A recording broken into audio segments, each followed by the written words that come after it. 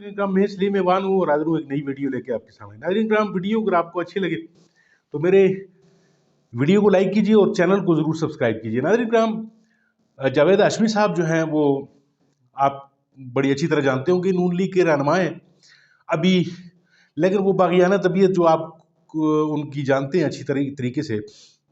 इमरान खान साहब के साथ भी वो शामिल हुए, फिर इमरान खान साहब के साथ उनके इख्तलाफात बन गए। वो जब वो इमरान खान साहब की हुकूमत आ रही थी तो ज़ाहिर है एस्टेब्लिशमेंट की मदद के बगैर तो यहाँ पे कोई भी नहीं आता। तो इमरान खान साहब भी पहली दफ़ा जब वो 2018 में इमरान खान साहब को हुकूमत मिली तो जावेद हाशमी साहब जो हैं वो इमरान खान साहब से नाराज़ हुए। फिर उन्होंने इमरान खान साहब से अपनी राहें जुदा कर ली, फिर दोबारा जो है वो नून लीग में शामिल हो गए।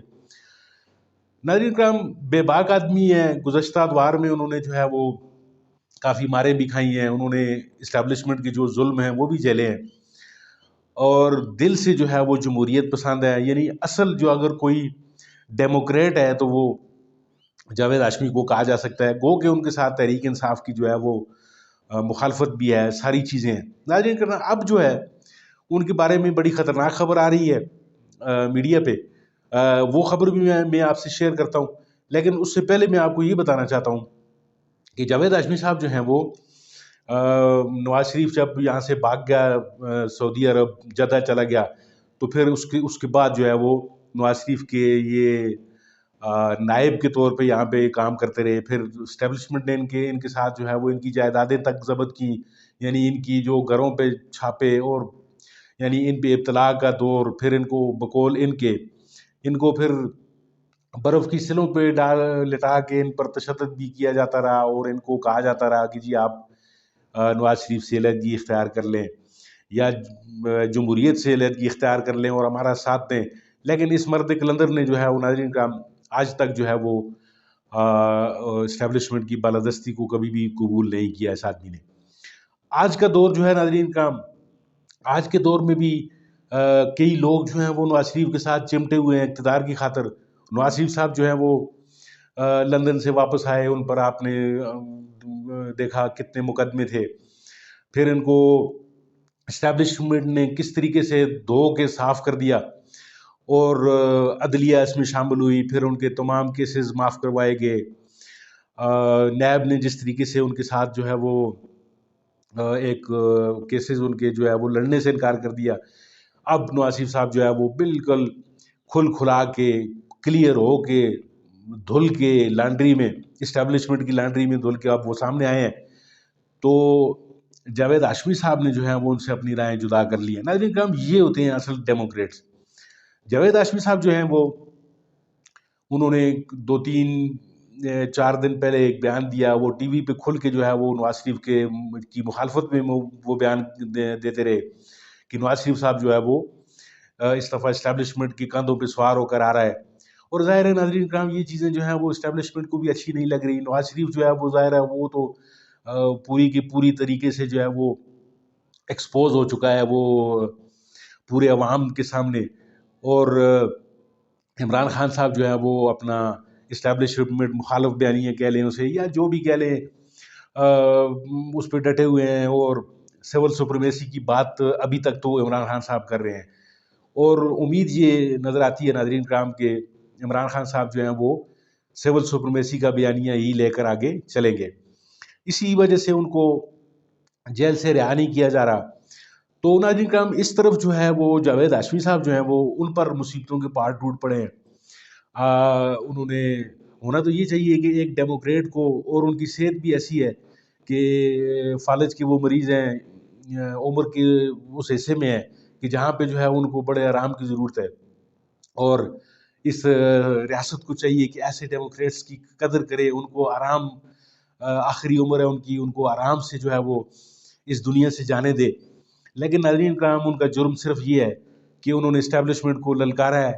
पिछले हफ्ता 10 दिन के अंदर अंदर उन्होंने अभी कल परसों जो है वो उन्होंने पहले उन्होंने आज़ाद लड़ने का फैसला किया था, फिर उन्होंने आज़ाद लड़ने से भी जो है वो मना कर दिया। अब जो है वो उन्होंने खुल के जो है वो इमरान खान साहब की हमायत में जो है वो बोलना शुरू किया।